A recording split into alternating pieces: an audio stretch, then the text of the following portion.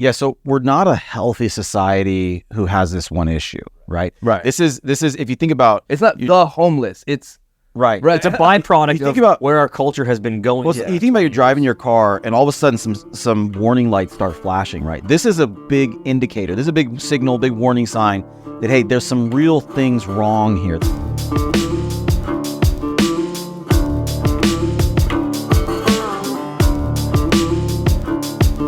And welcome back to the Unyielding podcast, episode 5, where we talk about anything and everything from a biblical perspective. Again, we are inviting you into conversations that we, the 5 of us, have been having for years on just different topics in life, in family, in culture, civilization, where we try to bring a biblical perspective. We try to think about it from a godly perspective. And so I want to invite you along into that conversation. It might be profitable for you and useful for the kingdom of God. That's our prayer. Can we open in prayer? And I'll pray first. Father, pray, God, this conversation would be encouraging and edifying, Lord, that it would be useful to you, Father. We pray, God, for your enlightenment, Lord. We pray, God, for your leading. And we pray, God, that you would be glorified. In Jesus' name, amen. Amen. As you can tell, some things have changed. We are making some changes here to make this podcast a little more visually interesting. So we got rid of the headphones and the mics. We moved to these armchairs. And so that's kind of our plan. I wanted to introduce our topic today by saying that I was recently thinking about going on vacation with my family, and I have 6 kids, so it's hard to fly anywhere, and so I was thinking about what are places we can drive, and we have the desert to the east of us, we have Mexico to the south of us, so we have the Pacific Ocean to the west, and so that basically leaves north of San Diego. We have 2 world-class cities. We have Los Angeles and San Francisco, both within a day's drive. And I just thought, there's no way in hell that I'm taking my family to either one of those 2 cities. Now, when I was growing up, we went to San Francisco kind of a few times. I have these great memories of these family vacations to San Francisco, Fisherman's Wharf, Golden Gate Bridge, just kind of a Lombard Street, right? Kind of an iconic city, a lot of character, like very interesting. I don't know that I ever was very interested in Los Angeles. Los Angeles has always kind of been a pit, but okay, well, So you're the seedy, kind of grimy. So you're the guy. You're the guy that actually likes LA. Yeah, it's pretty much a given that nobody in San Diego likes Los Angeles. But here's these 2 cities. As far as worldwide cities, GDP, I looked this up. Los Angeles is the 3rd largest GDP of any city in the world. I think London and New York are the only 2 that are above it. San Francisco is the 11th highest GDP. So, and that just is San Francisco. That doesn't even include, the whole valley and Cupertino and all that kind of stuff. So, from that perspective, what we should see is these 2 old, iconic, successful, booming cities. And yet the reason I don't want to take my family there is because I'm afraid of getting accosted by some kind of violent criminal or some kind of homeless person on the street being kind of involved in some kind of altercation. That being said, I feel as a grown man, I feel pretty comfortable with my sense of ability to handle myself in different situations and navigate, potential kind of situations. And if I went there myself, I think I'd be on kind of high alert. I'd be kind of aware of my surroundings and aware of what's going on. But it seems unwise to take my wife and my 6 kids and try to navigate a situation that could likely occur in those kind of situations. Am I overreacting, or is something changing? And I just want to be clear too. I'm not just talking about Los Angeles and San Francisco, which I think are 2 of the worst, but they're just kind of poster childs, because I think even here in San Diego, in the last month, I have seen 3 fully naked people just walking on the street or driving down the street. I was driving on, I was getting off the 8 where it turns onto the 5, and walking up, it kind of has that dual off ramp right there to get onto 5 South. It also is Rosecrans. Walking up the Rosecrans on ramp is a woman that is fully naked, that has a little cardboard box kind of in front of her private parts, but is completely dirty, filthy, naked, walking up onto the freeway, right? I saw another guy just on the side of the road, naked. I was in Dallas recently. I saw a guy, we went to see, that's where JFK was shot and killed, and so we went to see where that was, and there's a little memorial park there, and there's this little fountain with a little, bench height edge to it, and there's a guy fully pants down around his knees, just laying, sleeping, butt out in the air. And I just thought, this is not even uncommon anymore. I mean, It sounds like you got the same curse Tobias has. If there is homeless nudity, Yeah, I'm spot. he's got it. Hey, well, I wasn't looking for it. It came looking for me. So I don't know what's happening, but it feels like in the last few years, maybe several years, that something has drastically and dramatically changed at least in California. That I've noticed here in San Diego. There's encampments, people tents on the side of the street that never were. There's encampments, which is totally different from my experience in San Diego. And you were saying, like, where would you go, for a vacation? You pick LA and San Francisco. Yeah, they're bad. I was just contemplating buying season passes to the Padre game. And I was like, do I want to go downtown San Diego? I want to go use this, but I don't want to interact with, that's where the main encampments are. And the encampment part is so strange. That doesn't feel like any kind of homelessness I've ever. That's been an LA thing for a while. You go under bridges and there's full on apartment complexes built out of tarps and mattresses and couches and battery refrigerators that aren't plugged in. And for some reason, Well, propane tanks, right? That just happened in LA. They blew up under the tin or whatever, right? So yeah. My mom. I mean, again, it's unfortunate, but this is real. This is just public life. My mom and my brother were driving to a Padre game. This is before the Padre game started, so it's about 4:00 in the afternoon. They're driving down. They're getting off the 163 onto 10th Avenue, and there's a man on the side of the road with a woman. My mom at first thought that she was sick and that he was helping her, and then she realized they're both actually having sex right there on the side of the road at 4:00 in the afternoon in downtown San Diego. So that's the kind of insanity that is kind of permeating all over the place, that our kids are aware of, that normal you see that with kids. How do you walk that back? What do you do when you're taking your kids somewhere? Just as a barometer, my neighborhood is nice. There's some weird things that happen, some cross through traffic. I've had some weird things, but one thing I've never had, I think it was last week, a homeless man was walking down the sidewalk near my house, stopped in his tracks, untied his jacket from his waist, pulled his pants down and took a dump in the street. Yeah. 9 a.m., people walking their dogs, cars going by. Yeah. And then just headed on out. That's never happened before. And that sucks. Yeah, I don't think this is us being alarmist in any kind of way. I think that it's just the normal lived experience of people who live in Southern California, who over the past several years, the level of craziness is just beginning to reach peak levels that I didn't think were possible. There's always been homelessness. There's always been mentally ill people. There's always been crazy people. I remember being a kid and going downtown to the old spaghetti factory before it turned into the old spaghetti factory, the new old spaghetti factory. And so I was probably 8 years old. And I remember this is out in the Gaslamp before they kind of did all the revitalization. It was a real seedy place. And there was the Guardian Angels were down there. That was that group of vigilantes that had like the red berets. Yeah. And so there was drug dealers and there was that kind of stuff, and these guys are saying, hey, enough, we're not going to put up with this anymore. But I mean, it wasn't anywhere near what it is now. And in my 45 years of living in San Diego, I've never seen anything like what we're seeing today. And it goes hand in hand with just a rise in criminality. We see people on a regular basis just grabbing stuff out of stores and running. We see you've seen these videos of people that are on fentanyl where they're driving down the street and there's just 30 people all stuck in slow motion. Yeah, you know what I mean? Because that's tranq, right? Fentanyl and horse tranquilizer mixed together. Well, even fentanyl, what fentanyl does is it slows down your breathing to where, you see these videos of people, even at work, who are like taking somebody's order and then they just pause because they're stuck, and then they come out of it. And it is insane. So is this just us? Am I overreacting, or what is going on, and what is change? What is it that's causing this kind of change? Well, I think from a global perspective, what we're seeing in these major American cities is the decay of them. I mean, that's what we're really seeing is through drugs, crime, mental health crisis, economic depression, businesses leaving in droves. We're seeing the decay of them. And I think a lot of it from a policy perspective is a lot of these laws have changed in the past 5-10 years to enable and actually encourage drug use, not addressing mental health issues, pinching businesses as hard as you can so they cannot operate. And so a combination of the combination of all these storms is we're seeing the lack of moral results in Western American cities. And I think it's not just California. I think it's Portland and Washington and Oregon. Well, you started by saying worldwide. So is this what I'd see if I went to Tokyo?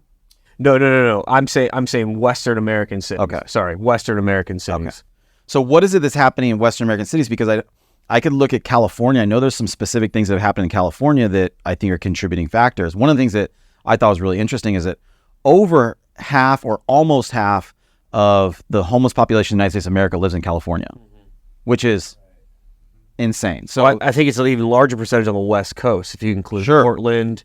yeah. Yeah. Yeah, And all kind of adopting the same policies. Right. So there's sort of an increase in homelessness.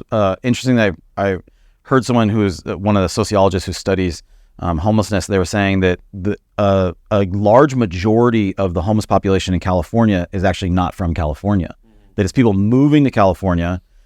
So what is it that we're doing right or wrong that is happening here? And I've been to New York in the last couple of years. It was the homeless situation there was bad there. When I say homeless, I don't just mean indiscriminately homeless people. I mean, when you're walking down the street and you see people who are obviously resisting societal norms and pushing back on stuff, like what is I think that's something here is like we're even using the word homeless now is probably not the most appropriate word. If we were in a more polite company, I think they would say unhoused or something. So there's a shift in how we're thinking about homeless, and like I don't know if it is good to bring, like we used to call them bums. Yeah, that's kind of what I want to call. And Yeah, I don't even feel comfortable calling the people that we see in the street homeless anymore. so there's something about this. It has a little bit more to do with some of those other factors. Wait, why don't you feel comfortable with that? Because by calling them homeless, you are I feel like that's the only problem. you're suggesting that that's their most immediate issue. Yeah. They don't have a roof over their head. And like you're describing where you're seeing zombies on the street, you're telling me if you just place that person under a roof, that everything's fine. And that's the most uncompassionate thing that I can think of is just, we as a society are just saying, just get him out of my sight. I don't want to see him. Just put him in a room somewhere so we don't have to see him. So I think we need to rethink how we're labeling this issue, that it's not homeless, that it's drug addiction, that it's mental illness, that it's a lack of personal responsibility. That's So, lack of well, even community. my wife was a social worker for a while, and she'd tell me all these stories, and she's having to work with the kids of people that are homeless. So she has to go try and find them, and they don't want to be in things that are provided for them. So they could have shelters, but the shelters come with rules. You can't be on drugs when you're in a shelter. So they would be like, no, I don't want to do that. So she's regularly tracking people down, and there's these spots, like there's these little cluster points where there's electrical outlets outside of the downtown San Diego library, and that's where they go. So they can charge their phone, but they don't get any of they aren't accepting of any of the social norms that we're saying are. We're following rules. Yeah, as a they society. don't want rules. So horrible stories, terrible stories where the woman, she's homeless, my wife being the social worker, is interacting with her child, needs to find her child. The woman gave her child to another person just to watch so she could go get high around this little hub of homeless activity. And there's just homeless people interacting in these ways where it's not about homelessness. It's not about the fact that they don't have a roof over their head. It's their whole pattern of thinking is broken in a way where, I don't know, it doesn't feel right to call them homeless, or to say that we don't have enough houses to put people in. I think as we start the discussion too, that it's probably helpful, like most of these topics, to say there's this small group of people or whatever you want to call it that's kind of the true need, right? And then there's all the noise and all the things that kind of get lumped in and conflated with that. And I think like for this one, there are people who can't make rent, down on their luck. lose their job, Yeah. they have some huge hospital bill, Single mom. Yeah. Abusive situation, got to get out, these kind of things where those people truly are, hey, I'm in my car or I'm sleeping somewhere, but I'm working, I'm fighting to get me and my kids or whatever into a place, back into a home. So I think that's the kind of the true need. And then there's there's everything else, which I think a lot of what we're talking about today is kind of the everything else outside of, not saying that these people don't have needs, but there's not just the pure need of a home. Right. So there's sort of a wisdom required as you look at the situation. And one of the reasons is because, it's easy for people to say, look, these are unhoused neighbors, and to champion all the people who are these, we should have sympathy towards, that we should be careful with, we should lend a helping hand to, and to categorize the whole context of the whole situation as if that's the big picture we're looking at. It would also be a mistake for us to say, look, every person who doesn't have an address is a problem in society, is delinquent, we want to get rid of them. Now, I don't actually know anybody who thinks that way, Phil, where you were saying, like, I don't want to call them homeless because there's so many these other situations. I know that there's a lot of people typically on the left, or there's a huge apparatus defending the rights of people, to vagrants, to be able to live on the street and live however they want, because it's a very difficult, narrow thing to police. It's very difficult to make laws that are going to fix the problem. And so they'll make it seem like, people on the left will make it seem like all you care about is you don't want poor people around. You're disgusted by poor people, or, you have this fear of, I don't want my things to be dirty, or I don't want to be inconvenienced or something. Man, that's not the reality. The reality is our civilization is beginning to see massive cracks in it. And there's major things that are happening, and there's a lot of do-gooders, or I'm not sure that they're do-gooders. I'm not sure if their intuitions are altruistic. I think sometimes, in many ways, there's people who it's a scam. They want to make money off of the homeless problem. And if you fix the homeless problem, their jobs go away. 100%. So they don't want to fix. So there's a whole billion-dollar industry. Right. There's a whole economy that springs up around keeping people in poverty, keeping people on the streets. It is really a perverse incentives that work against it. But for people who are coming at it, I think largely probably from our perspective, we haven't fully fleshed it out, I think, wherever he's at. But I think it is important for us to be conscious and aware of how do we make a distinction, at least in our minds, in people that we want to help and are deserving our sympathy, and maybe people that we don't want to. One of the reasons is because, like we said, we're coming at this from a Christian perspective, a biblical perspective. The Bible has a lot to say about how we treat poor people. The Bible has a lot to say about having a heart, your heart being inclined to poor people. Let me just read you a few verses for us to kind of think about. You think about the Good Samaritan, right? He goes and he finds this guy beat up on the side of the road, a messed up situation, and he gets involved and help him, and says that that's what loving your neighbor looks like. Proverbs 19:17, whoever is generous to the poor lends to the Lord, and he will repay him for his deed. Paul, speaking to the Ephesian church, he says, I have coveted no one's silver or gold or clothes. Each one must give as he's decided in his heart, not reluctantly or under compulsion, but God giving a cheerful giver. Proverbs 22:9, whoever has a bountiful eye will be blessed, he who shares his bread with the poor, for he shares his bread with the poor. So the Bible, we go on and on and on. The Bible has a lot to say about being generous with poor people. What would you say to somebody if they heard you saying, man, the homeless population, or the homeless problem, or, defining it a different way, is out of control, and we need to do something about it. We need to change something. What would you say if a Christian who rightly says, man, shouldn't we be really compassionate and caring? But here's the thing, and I feel like maybe you were going to say something too, but we are compassionate caring. I've walked up to homeless people more than once trying to give them food, and they don't want food. They want something else. They want money, which, okay, is it okay that they want money? Like, I'm trying to meet a need in a person that looks like they're starving, and they actually don't want any food from me. So what am I doing now? If I give you $20 or $10 or $5 or whatever, and I know you are probably on drugs, and you're going to use that money to go get drugs, I think it boils down, we've talked about this before, is that compassion? Is that what we're being blessing? Well, I think also the definition of poor, right? We live in the United States of America, especially if you're talking about, California. It's a very prosperous area, right? And that doesn't mean that the homeless have all the same resources as everybody else, but there's something about, like, if you go downtown San Diego right now, any of us, I guess if you look the part enough, you're gonna go and stand there, and around 4 or 5 p.m., you're gonna have cars of people dropping off tacos. You can go in and get a bottle of water somewhere, a cup of water somewhere. You can, clean pair of socks. You can go to a shelter and get food, or you can check in if you want to abide by the rules.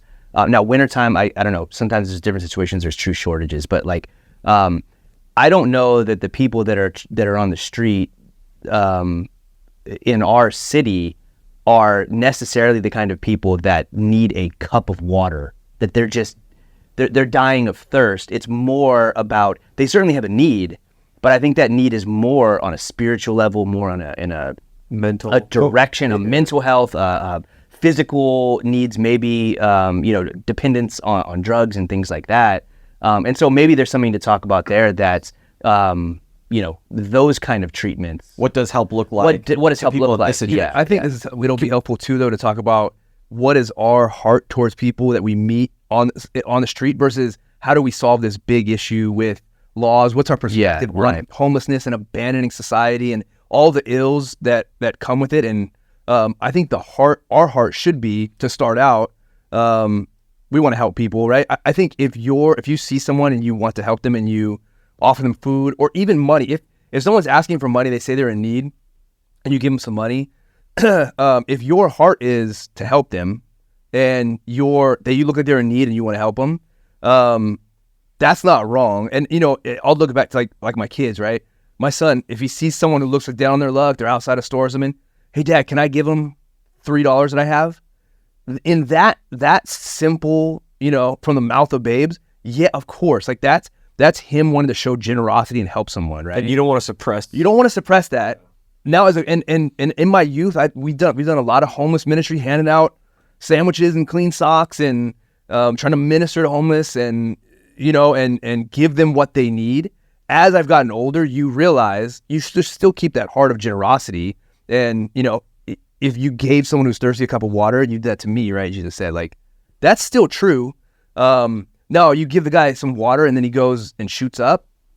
Okay, like as you get older, the issue gets more complicated. And I do think we should think about how we address it. But I don't think the heart towards an individual, you run into someone, it's what's putting a lot of pressure on me is my heart towards individuals when it's hard to think of it simplistically.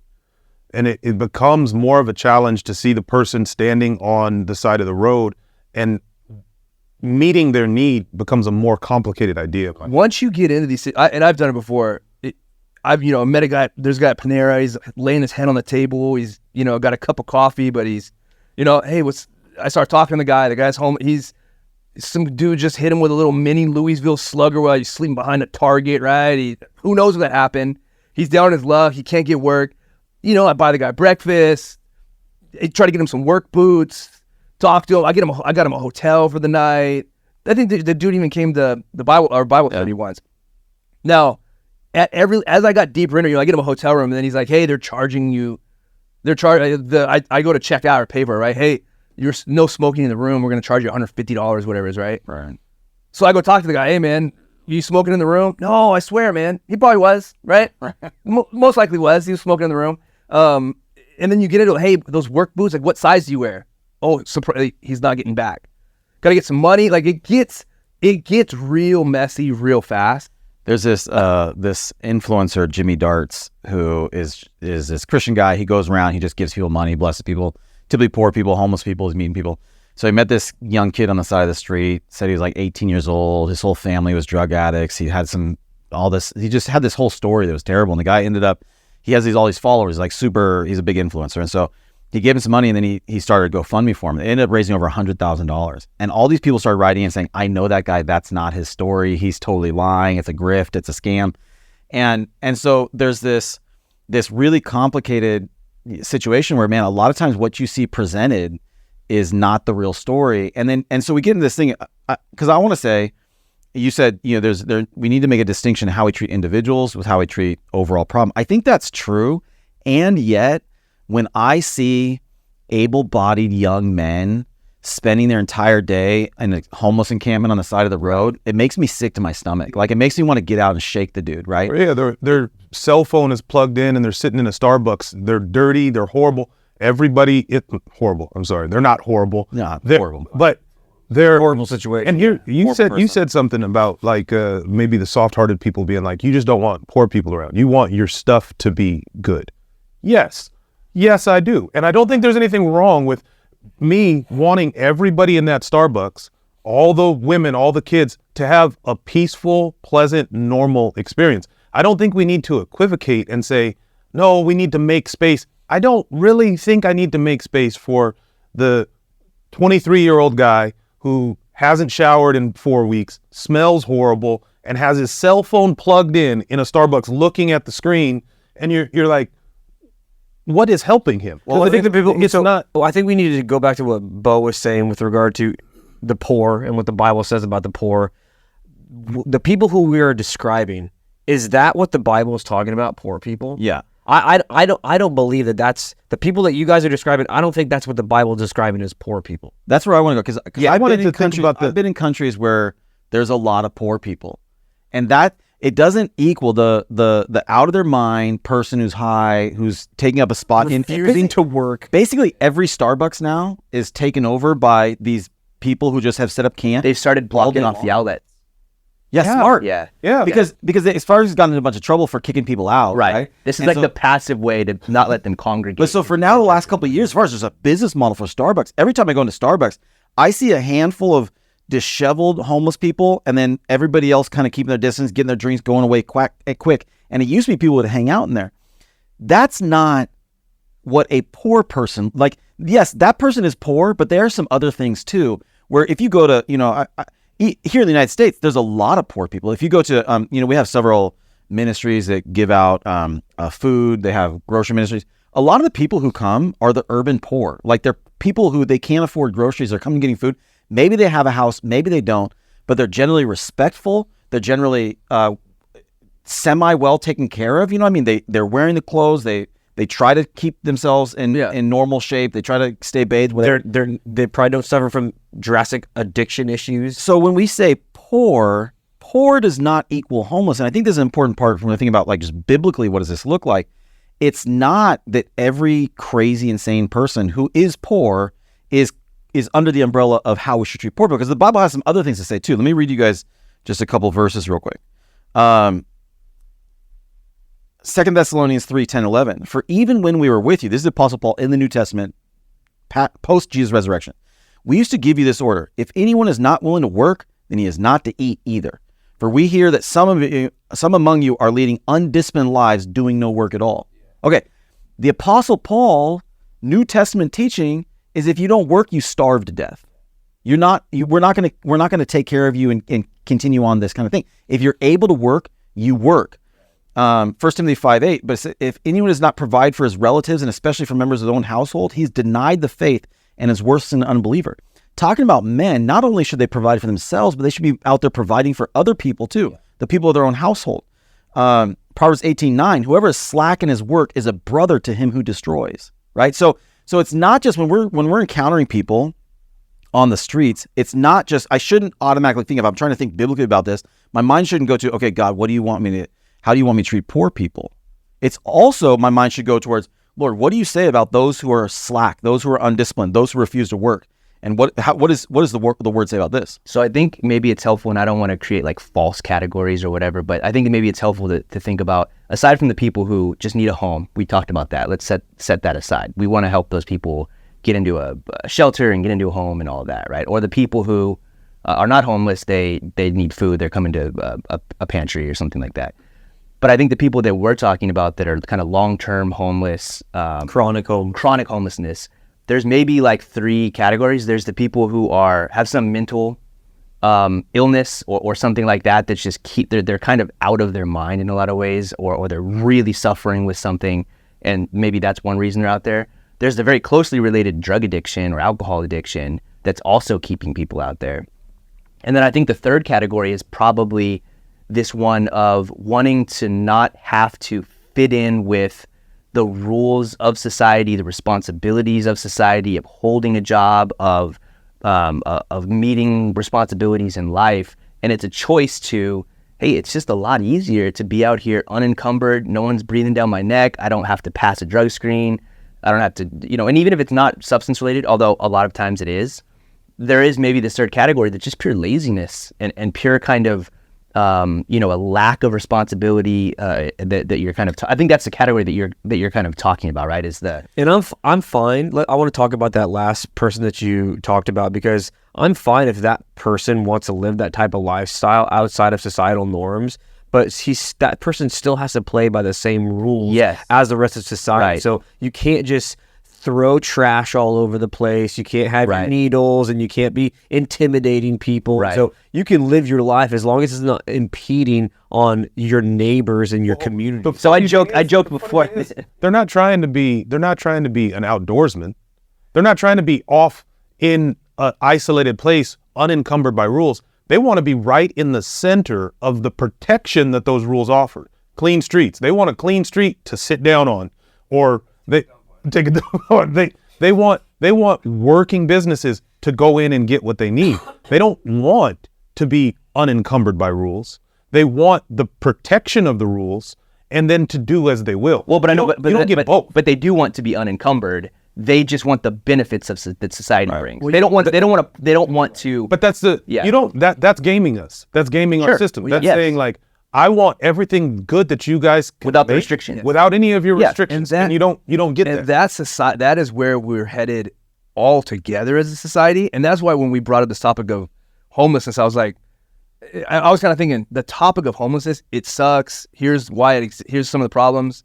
Where do we go from here? But I think instead of just focusing on homelessness, like we said, I think the reasons the homeless are like there you see we're talking about it's all the things we've allowed in society, the things we've promoted, the lack of honor, the breakdown of community, people being unknown, people being anonymous, people, unchecked addiction, escaping reality, personal responsibility. It's a symptom. It's pride, a symptom of things. There's a lot of things that our society has been promoting, allowing, a victim mentality of telling people they should be in this place, getting from everyone above them, that everyone above them owes them. You're fine the way you are. You're fine the way you are. You're unhoused. Your addiction isn't yours to control. It's only a sickness.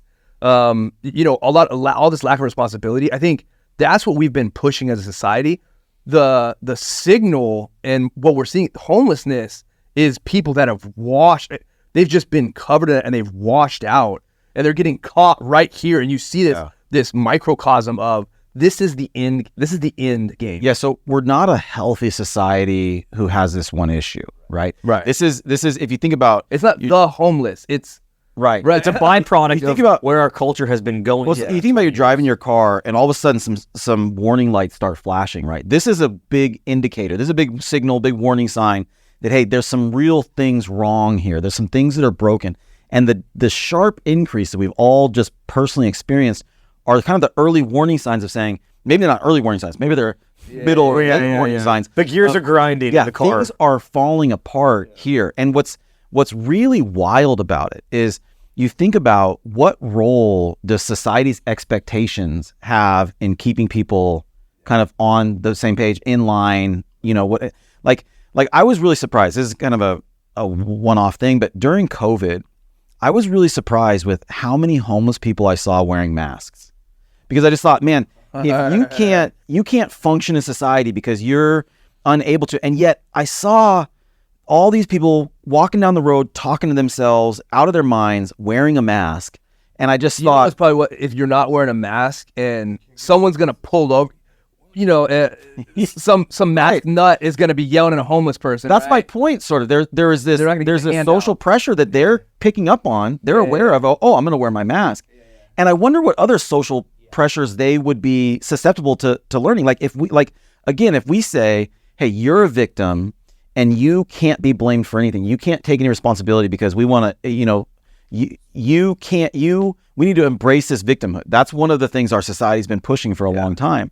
One of the interesting things I think, Spence, you had showed an article or something that made this indication that the Occupy Wall Street movement, was that, I don't know, probably 8 years ago, something like that. It was during the crash. It was right after 2008. So way right after. that. So 15 years ago is in Wall Street, and they have all these people just camped out in these parks, right? That are protesting the greed of Wall Street or whatever.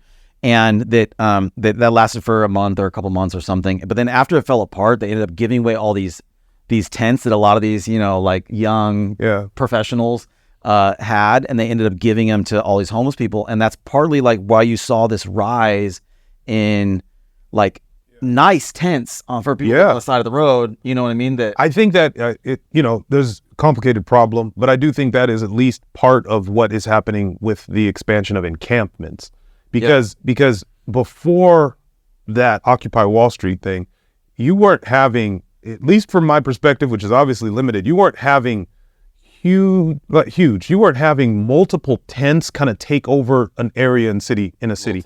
So little tent cities right in the midst of things. And now in LA, Skid Row, you drive down there, it's its own thing. It's multiple Skid Rows within cities. A compounding of tents and little shanty setups right within downtown. Happening in San Diego my point in bringing it up though was partially the whole argument behind Occupy Wall Street was that it's the greed of large corporations that is causing regular Americans to be oppressed. And I think there's something to that. Like I'm not going to resist that whole idea, but that idea of it's not your fault. You never had a chance.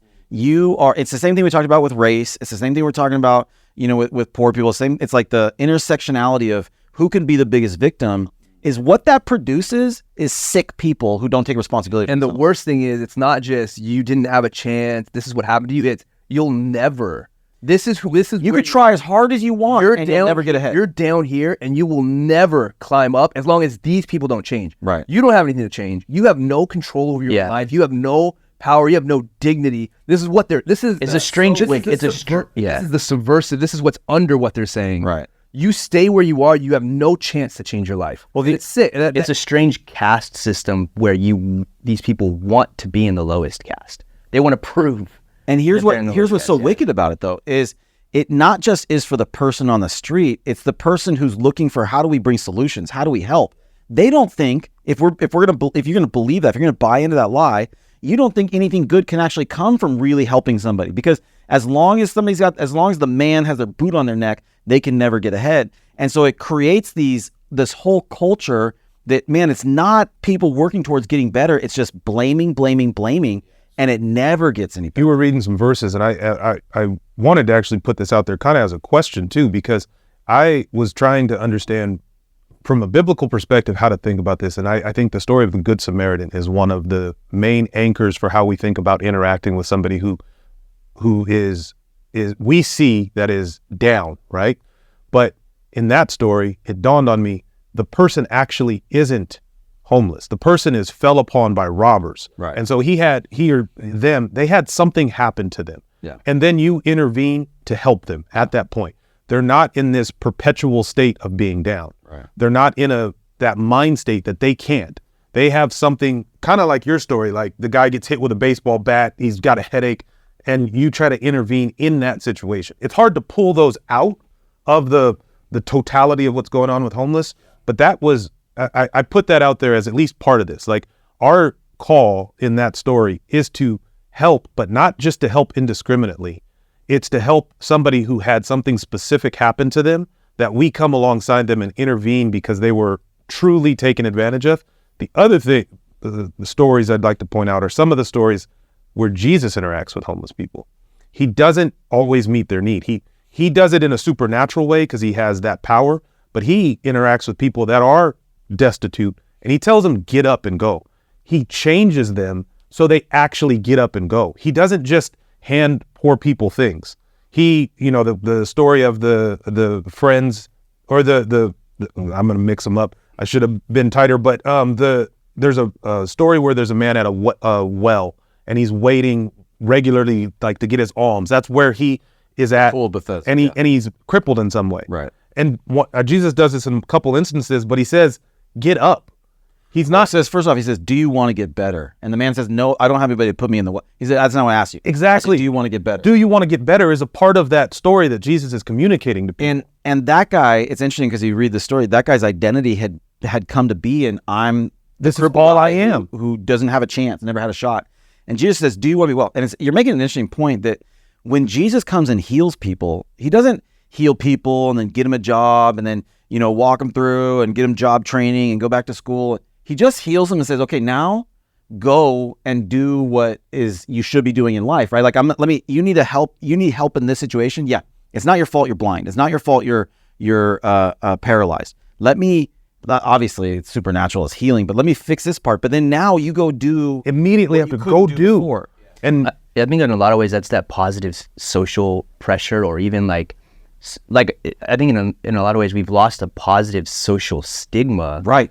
That if you saw a young man sitting somewhere dirty, watching a video on his phone, out of work, partially high, whatever, there should be a positive social pressure that makes him uncomfortable to exist in that state. That he should not have the resources handed out to him to subsidize laziness, and there should not be an ease in living that kind of lifestyle. I think there's two things there. There's one of them is about assistance, financial and otherwise, that in some ways we're subsidizing this type of laziness. I think there's a lack of just positive social stigma, or whatever you want to call it, that says, hey, it isn't okay to be a young, able-bodied man out of work in our society. If you don't work, you don't eat. We don't subsidize that, and we're not okay with it. Go get up, go get a job, go get a house. This Starbucks story, we've been to all kinds of Starbucks where this is happening. In my neighborhood I live in, there's a McDonald's and a Starbucks pretty close to each other. So the Starbucks has this happening. I go in there every now and then, pop in, get a coffee, try to sit down, do some work if you can find an outlet. And there's young men, no jobs, watching their phone. I go through the drive-through at McDonald's, and it's a decent McDonald's, whatever. In the drive-through window, there's a sign. It's a McDonald's sign. Maybe they put it up or something, but it says, "Bear with us. It's hard to find good work," or "It's hard. We're all having a hard time finding workers." In the drive-through window to try to give themselves some cushion because it's taking a little longer for things. Which with California minimum wage, $15 an hour. And they just literally raised it to 20. Okay, literally two stores away, there's men that are in this age watching their cell phone. And what needs to happen, but I don't have, I should and could still do it, but what needs to happen is that person, there's all kinds of jobs like that. You say some McDonald's applications. Just hand them a McDonald's application. These guys need work. They're having and I think there's I don't think that would work though, right? But there's buried in these ideas is also like your starting point. We talked a few weeks ago about work. I think people have in their minds they can't get somewhere because there's somebody oppressing them, but they also have a real weird idea about what their starting point is going to look like. When you're 20 and you haven't done anything, your starting point is the CVS bad guy or McDonald's or something that isn't fun. You don't want to stay there, but it's a part of how you move society in the right direction. You know what's interesting as you point that out though, like, so here's a job, here's a guy that presumably doesn't have a job, right? And Mike says if you went and handed him an application, said you can get a good job making 15 or 20 an hour, it wouldn't work. And I think that's really key, because why wouldn't that work? Yeah. And it wouldn't work because that man's idea of purpose in life, he's doing what he wants to be doing. Right. He doesn't say, I want to get a home, build from there, have a family someday, provide for them, be a pillar of my community. So it really, I think it comes down to an idea of purpose, that there's such a lack of purpose that today's goal is to maybe get a little high, maybe watch some Netflix shows on my phone in Starbucks. Right. Go sleep somewhere where no one's going to bother me. Pleasure and consuming. It's biding time. Yeah. Well, it's biding time. Well, let's rewind that even further and say, where did that person get that worldview? I know that societal pressure isn't what we've been saying, but I mean, to bring a point that you said, where something happened to the Good Samaritan, there was an action that happened to him. And then where do we get the worldview? Is usually a lot of homeless people experience some kind of trauma in their life. It's unaddressed. And then they fall into despair, they fall into anxiety, depression, and then how do they cope with that? It's drug, it's mental illness, so it's unaddressed stuff. And so really, where did they get the worldview from? It was absent in their families. So can I give three things that I think this is systemic of three larger, more major problems? That's where I was going with it. One is families, like you brought up, right? We have this falling apart of the family unit. So when we talk about sex, we talk about the design for marriage, the design for husband and wife, like we remove all the parameters and the norms about that. I think we talked about that last time in the episode we were talking about homosexuality. You find a falling apart of families where you should get. Look at this verse I thought was interesting. Proverbs 10:5 says, "He who gathers in summer is a prudent son, but he who sleeps in harvest is a son who brings shame." Like, we have no sense of shame anymore as a culture. And so there's no sense of shame from your family, no sense of obligation to your family. We have devalued family to the level where we're experiencing all these consequences because of it. We also have an evolutionary worldview that we've been teaching for going on 100 years here. And in that, there's a sense of there is no eternal destiny. There is no purpose in life. You were just what happens. You're the production of a bunch of atoms smashing together, and they smash in the wrong way. Yeah, and if you teach that, then it's just get happy if you can. Yeah, what is the purpose? The purpose is just myself and being my own personal gratification. And so we haven't as a culture upheld the idea that you are designed for a purpose. You have meaning. It's actually vastly far greater than anything could ever conceive of. It's so significant, so important. And so we've thrown that away. And then we just have this general cultural decline where we don't have expectations on people ourselves as a culture that, look, this is what it means to be an American. This is what it means to be part of our community. This is what it means to be a San Diegan. I expect more of you. So when we talk about how do you separate out that story of that person you can help, that's one question. But the other question I want to ask is, how do you separate out that person who has no business being on the street and needs a kick in the pants? And hey, man, you're not welcome here. I mean, like, if I'm being totally honest, you're not welcome here. You're not welcome to sit in my Starbucks by my house where you are, okay, I don't work for Starbucks, right? But you're not welcome to defecate on my street. You're not welcome to walk around naked in my neighborhood without some consequences. I mean, that's what it seems like. And I agree. And I think that I have two quick stories. One, early morning on trash days, I don't know if you guys have seen it, homeless guys or whoever will come around and start digging through your recycling to get cans out, right? Well, I met a guy out there one time, starts coming for my trash cans, and my response is, "Hey, how's it going? Morning," right? So I strike up a conversation with him. "Hey, just to let you know, man, you're welcome to go through the recycling bin for cans or whatever else. I don't have a lot in there. Don't go through my trash. People go through trash for identity theft, stealing stuff. Do not touch my trash cans. You're welcome to go through the recycling." And his response, "Okay, great. Is the guy going to go through my trash? Maybe. Is he trying to, but that thing of, hey, I see you. I know what you're doing. I'm not against you. I see what you're trying to do. Go ahead and take some cans. But there's some rules here. There's something that we can operate in." Another one, this guy driving by just throws his drink at my house, right? Like from Starbucks drink, you, right? He drives off. What'd you do to him? I'll tell you right now. I see the car. I look at my cameras. I see the car. I go driving through the neighborhood. I find him, 2 miles away, going into some house. I park, wait for him to come out of the house. He gets in his car. I pull up right next to his window, right? And I said, "Hey, man, how's it going? You're throwing stuff in my house?" "Oh, no, it wasn't me, man." "Yeah, I know it was you." "Oh, okay. I'm sorry, man." I'm like, "Hey," I'm sleeping in my car. Someone keeps calling the cops on me. I said, "Hey, first off, that wasn't me. You're going through hard times. You're sleeping in your car. I don't much mind that. You start throwing stuff in my house, now we have a problem." I said, "Look," I told him, "if you need something, I'm willing to help you out. But I got my wife and kids in the house. You're doing stuff to my house. That's not going to happen anymore. Now we both know each other, right? We know where each other go, your neighborhood, your car. Let's just show each other a little more respect." Yeah, let it forward. You and I, let's show each other some mutual respect here, right? And, "Okay, fair enough, man, And, the conversation went a little bit longer. Again, so I try to emphasize, if you need something, I'm more than willing to help. I'm not calling the cops on you.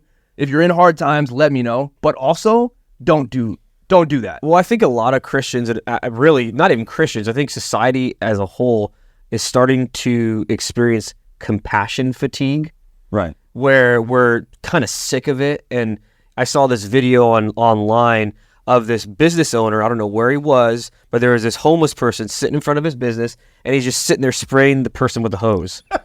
Do you guys remember that? And then the person, stop. He's like, "Are you going to leave? Are you going to leave?" And of course, internet trolls are out there saying, "Well, how dare you?" and this and that. I'm like, But this is a man who has reached his breaking point. Well, and at a certain point, and he said, this is my business. It's his business. And I'm trying to provide, like we're talking about, a living for not only my employees, but my family. And then it's also my neighborhood who's seen a decline and people's lives are being ruined and they're being pushed into depression and they're being pushed into poverty. And it's all because this person is refusing to abide by the same rules. And so I think one thing that we need to do as Christians is we made that distinction in Scripture is the poor.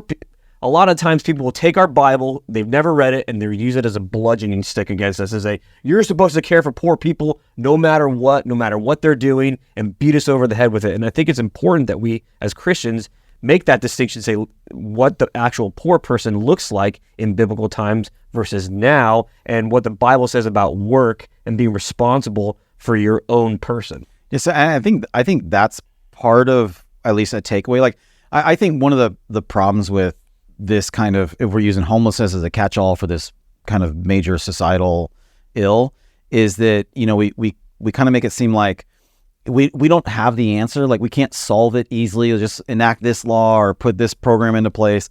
And so we kind of think, man, we just kind of throw our hands up and think there's nothing we can do. I think there's lots of things that we can do, and I think that we should be doing, and I think we need to take a long view on it, that this is not, I think it's one of those situations, man, then the government's not going to fix this for us. It took us 10 years to get here. It's going to take us 10 years to get out of it. The government can do some things to help, and I think they should, but the government can't fix this. This is cultural, societal problems for families. But one of the things I think that we need to stop doing is we need to stop giving compassion where we shouldn't give compassion.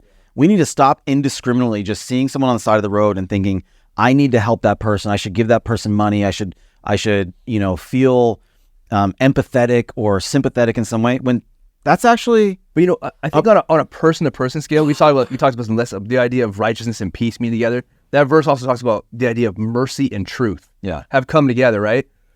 The person on the side of the road, the person who's sleeping outside your house, taking a dump, those guys. Hey, I have mercy. There's mercy here. You've gone through something. I can help try to get you somewhere better. You can do it. Right. You can be raised up from this. Right. I want to bless you in Jesus' name. Mercy. The truth, you can't be. This is not good for you. You can work. You can do it. There's a line here that's not to be crossed. I think holding both on a, Mike, to your point about compassion, there's a really good book called The Tragedy of American Compassion. Anybody listening should watch it. And then also Poverty Inc. It's a documentary on Prime. And I think one of the reasons we're here as an American society is because... To be clear, we don't get sponsored by Prime, Amazon Prime. Okay. Not yet. Not yet. We're not there yet. The call's in. I think we quite align. Yeah. No, but one of the I forgot my point. Oh, my point was with regard to compassion. And no, I forgot it. Well, you were saying watching both this documentary. Oh, part of the reason why we're in this issue in America is because we had excess, and we think fixing the problem is just throw more money at it and throw resources at it. That's a great point. So you don't have these problems in third world countries where there's not excess. Right. And so you're seeing the development of these problems go all the way as low as they can get. Because if there was, that's a really important point, because in the stories that Tobias has told about his personal stories, or in what we were using as examples from the Bible, the answer isn't money. The answer isn't just handing more and more money, government programs, now, or this. The government programs. I, thanks to our friend Phil here, am in like just a little bit of understanding how government programs get set up. I'm on a planning group.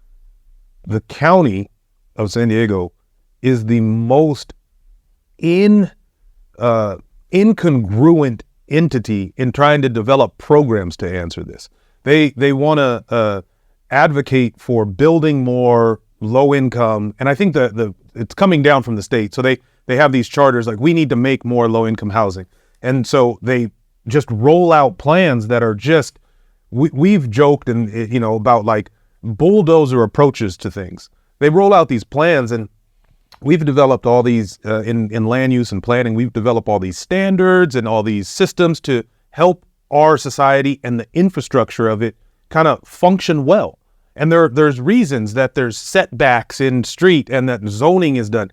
And these government plans are like, well, we need to build low-income housing. So all of those things that we've said are good, set them aside so we can build low-income housing. And then you just sit there as like this head scratcher is like, that's the answer? The answer is to demolish what whether you agree with it perfectly or not, and you want more libertarian take on things, but we've got policies and structures and frameworks in place to help cities design in a way and be built in a way that allows them to function and thrive. And you enter in this idea that there's unhomed or whatever, unhoused people that become the most desperate need. The government isn't the answer. They're too bludgeonery with it. They're very infiltrated with a mindset that's not working.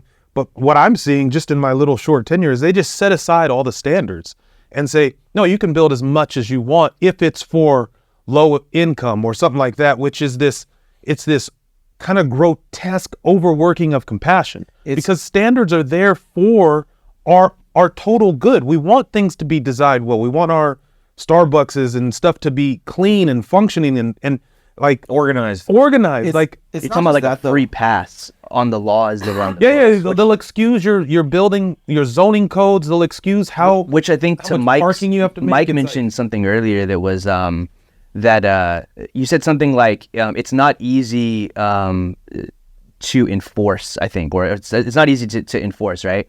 And I think or it's not easy to make laws that help with it, right? And I think the interesting thing is that most of the things that we're talking about that are wrong with what we're calling homeless activity, there are laws that, if enforced, would prevent it, right? And so there seems to be this pass that we're just looking the other way and not enforcing a lot of laws about all kinds of things that you're not allowed to do in society. The laws are on the books. I agree. But we are not enforcing them. And I think if we enforce those laws with some real rigor, Consequences. then the other things that can't be solved by law would become more apparent, and then we can address those things. Yeah, what's interesting is, and I don't want to get too much into why California specifically is such a hellhole of this kind of stuff. There have been several propositions that have been passed, several drug laws that have been dismissed off the books, several systemic problems that are bigger. They're trying to put a Band-Aid on it with low-income housing, as if you can take these people and just put them in a low-income apartment and it solves a problem. It just becomes a tenement housing, and all of a sudden you have all kinds of things that are why I don't think that's actually the solution. But what's interesting is a lot of those laws, they don't have to be that way. They could easily be a different law, right? You could enforce drug laws. Right now, you talk to police officers. Police officers know that if they find someone with meth, if they find somebody with these hard drugs, they're going to write them a ticket. They can't even take them downtown, process them. If they do, they'll be released the same day. So these are things that you used to go to prison for, right?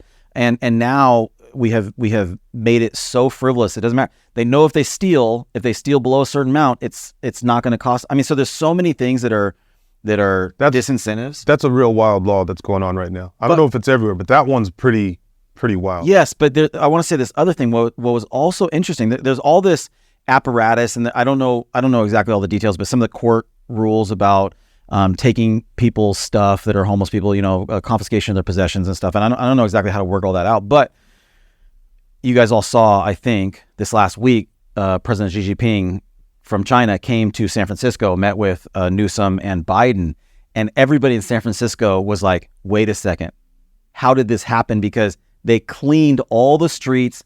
There was no homeless people. The whole main thoroughfare there, I think it's Marketplace or whatever it is, the main road there. It's kind of like iconic San Francisco, was totally cleaned up, totally clean from all homeless people. New planters, pressure wash. Yeah, beautiful, pristine. smells good. Yeah. The architecture of the city is popping because it's like all the way it's supposed to be.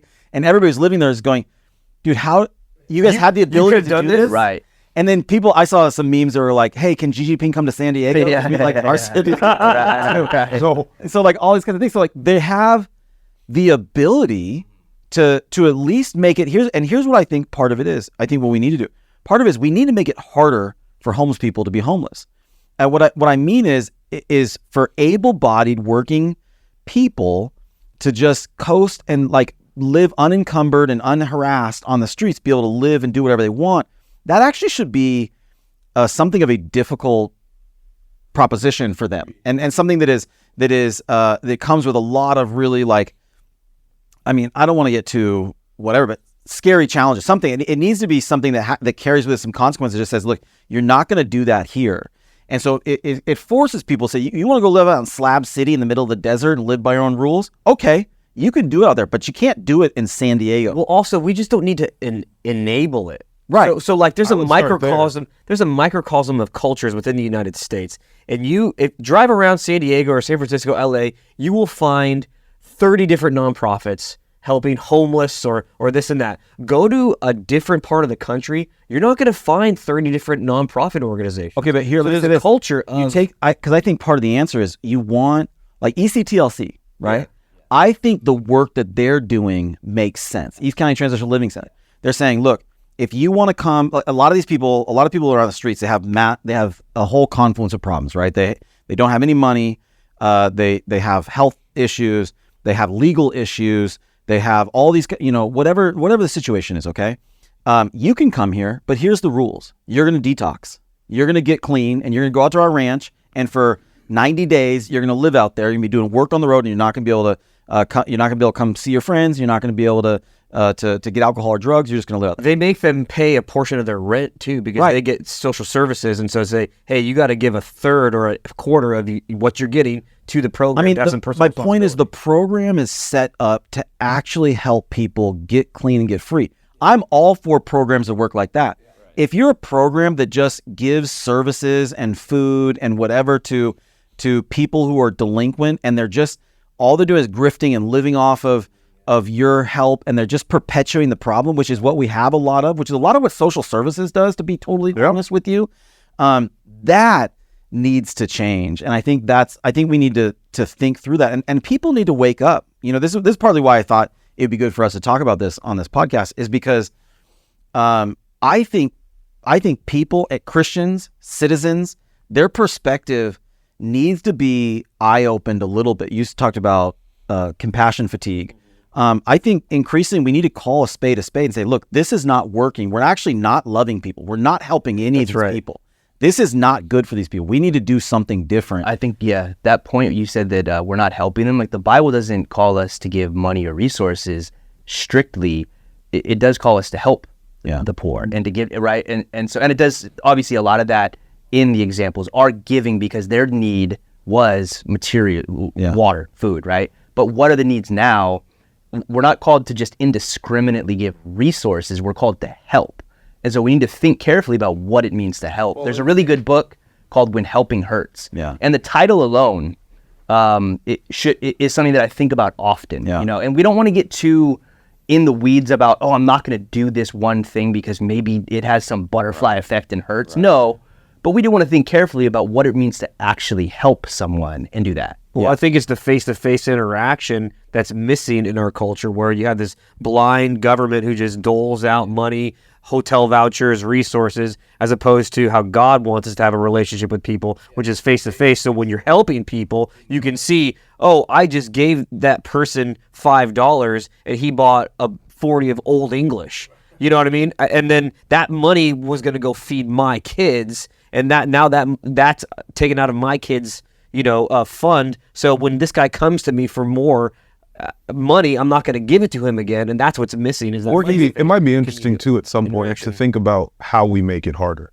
because I think there's pressure that we should, as Christians, we should try and exert, and it should be positive pressure to get towards life good. is hard enough as it is.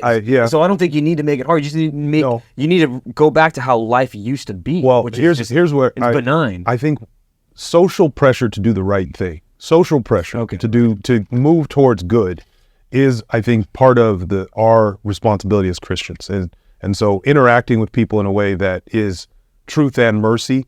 Part of the mercy is like, I see where you're at, and I'm not against you. I want your well-being. Part of the truth is like, here's what is good, and I'm not gonna move that boundary for you. Yeah. I think maybe it could be for a different discussion, but I don't think the answer is law or making more things criminal, because we have maybe, like, we're confronted by a few types of problems. I don't think our criminal justice system is necessarily the answer for homelessness. Now, when they start stealing, if they're in, I was at a place buying something for myself. It was a wild experience. Maybe during COVID or right after stores were opening back up. I'm looking and shopping. This guy looks homeless, maybe not, but also looks just like trouble. You just know.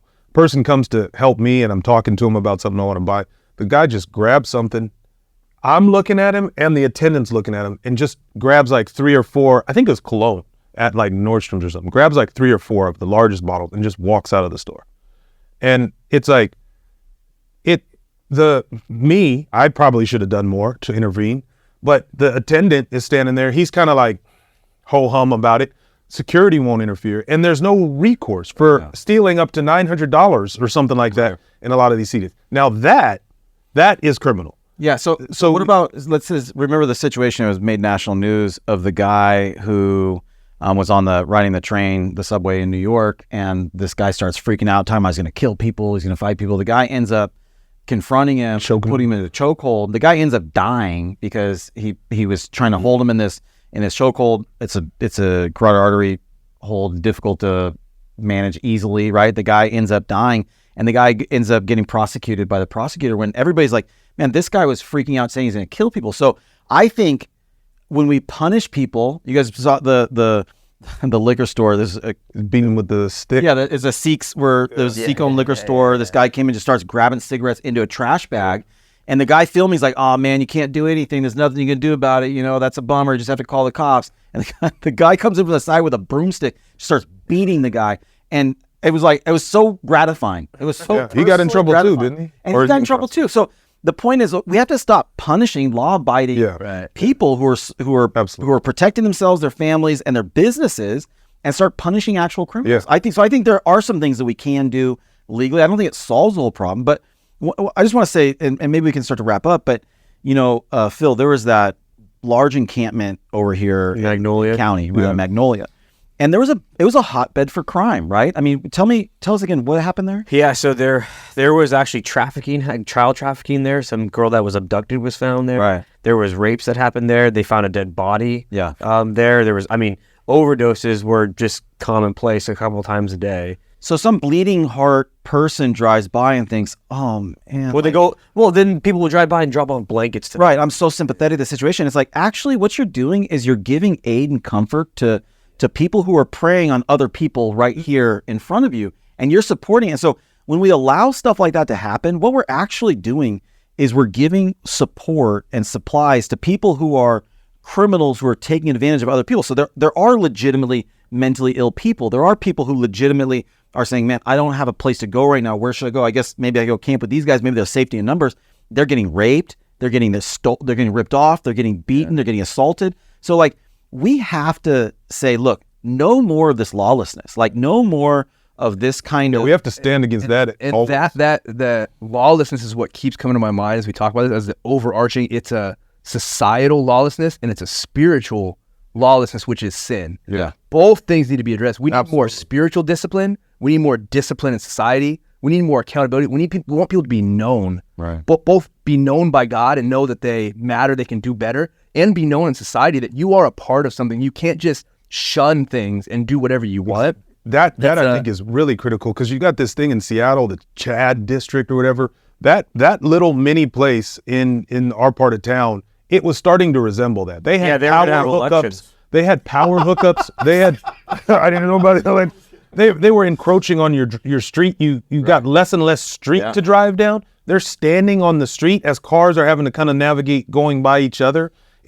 It's a little mini infiltration, in a sense, into what we are agreeing upon and how to live.